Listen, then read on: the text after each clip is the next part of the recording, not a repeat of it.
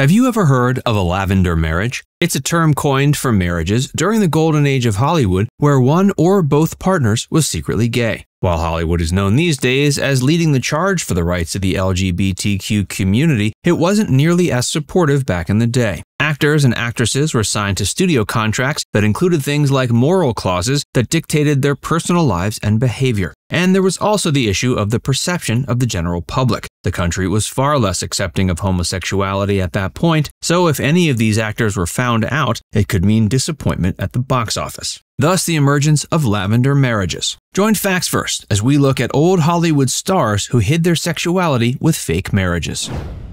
Rudolph Valentino and Natacha Rambova.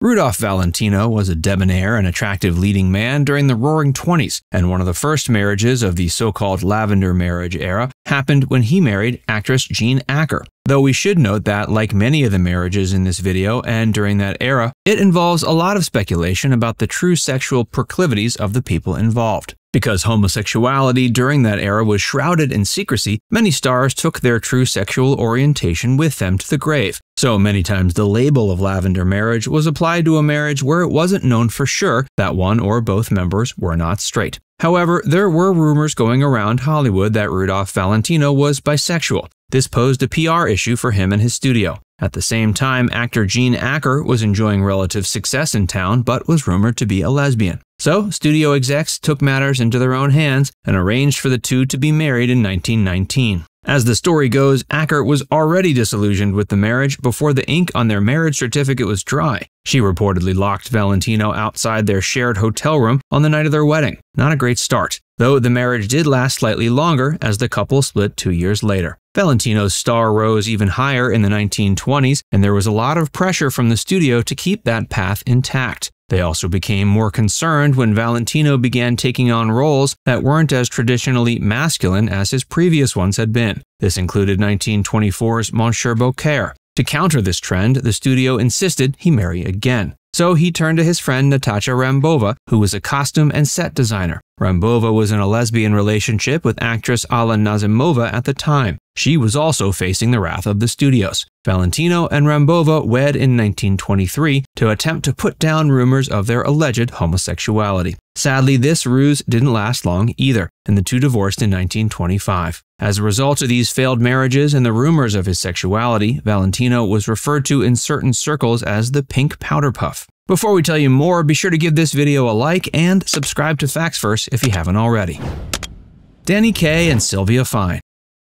Danny Kaye was a star performer in his day. He shined as a singer, dancer, comedian, actor, and more. Over the course of the 40s and 50s, he starred in 17 films, such as The Kid from Brooklyn, The Spectre General, and The Secret Life of Walter Mitty. He was also a prominent and successful singer and dancer. In 1954, he became the ambassador-at-large of UNICEF and was the first person to hold this distinction. Later in life, he was awarded the French Legion of Honor for many decades of work with UNICEF. While Kaye was indeed a leading man in Hollywood, he also wasn't known for playing roles that typified the rugged, masculine aesthetic. He was famous for his skills at physical comedy as well as pantomime. He also performed novelty songs that gained him even more success. The roles Kaye often took were characters who were weak and cowardly. Sometimes they were outwardly effeminate. While this should have been seen primarily as evidence of his skill as an actor, they were also taken to mean he wasn't a man's man in the traditional sense. Although, to be fair, Kaye was also known to be romantically involved with other men, particularly in his early days when he performed as a vaudeville comic.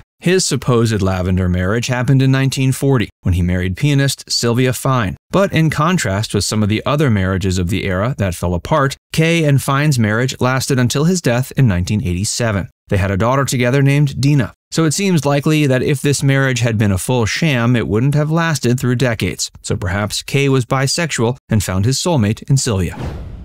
Rock Hudson and Phyllis Gates. The marriage of Rock Hudson and Phyllis Gates is often considered one of the most famous of the lavender marriages. This is perhaps because of the nature of Rock Hudson's Hollywood stardom. Rock was at the top of the A-list during his prime, and was one of the most prominent leading men and heartthrobs in America. He was a sure thing at the box office, starring in movies like Magnificent Obsession, All That Heaven Allows, and Lover Come Back. He was also a critically acclaimed actor, receiving an Oscar nomination for his work in the movie Giant in 1956. Hudson was the epitome of a male movie star. and yet the fact that he was secretly gay was one of the worst kept secrets in Hollywood. So while the public at large fully bought into the notion that he was straight as an arrow and a classic male lead, the town that employed him knew quite well he was gay. In the early to mid-50s, however, those rumors had started to gain traction, to the point where a tabloid threatened to publish a story outing Hudson. Hudson's agent attempted to keep things under wraps by quickly arranging a wedding. Rock married his secretary at the time, Phyllis Gates. The two were hitched in 1955, then divorced in 58. The divorce didn't help stop the rumors of Hudson's homosexuality. In fact, they became so widespread, they're credited with starting the era of invasive tabloid journalism. The gossip rag Confidential started outing Hollywood stars against their will. This, along with their stories of other Hollywood rumors, led the publication to achieve success in the 50s and paved the way for more tabloids going forward. To be fair, Hudson always insisted his marriage to Gates was legit. Then in 1984, Hudson was diagnosed with AIDS. This further fueled speculation that he was gay, as it was erroneously seen as a gay-centric disease at that time. Hudson was actually one of the first prominent celebrities to reveal an AIDS diagnosis, and he was one of the first famous celebs to die of AIDS-related illness as well. In coming forward with his illness, he was considered a highly influential figure in helping AIDS awareness grow and become mainstream. Judy Garland and Vincente Minnelli. Judy Garland was a Hollywood legend despite only living to 47. She's best known for playing Dorothy in The Wizard of Oz in 1939, though her career as an actress and recording artist grew from there. She appeared in films like Meet Me in St. Louis, Summer Stock, and The Harvey Girls. She also released albums as a talented singer and was actually the first female to win Album of the Year at the Grammys. Over the course of her life, she won a Golden Globe, a special Tony Award, as well as Oscar and Emmy nominations. The lady could do it all. However, as with many of the stars in this video, Judy's life was utterly controlled by the movie studios, perhaps more so than any other. Studio execs began criticizing her weight and figure when she was quite young, which led to psychological and emotional issues that plagued her for years. They also created untenable shooting schedules for the young star, who, to literally stay awake to film, turned to stimulant drugs. All of this made for a fragile person who was taken down by substance abuse issues. In the end, she died at age 47 from an accidental drug overdose in 1969. But before that, she married Vincente Minnelli in 1945.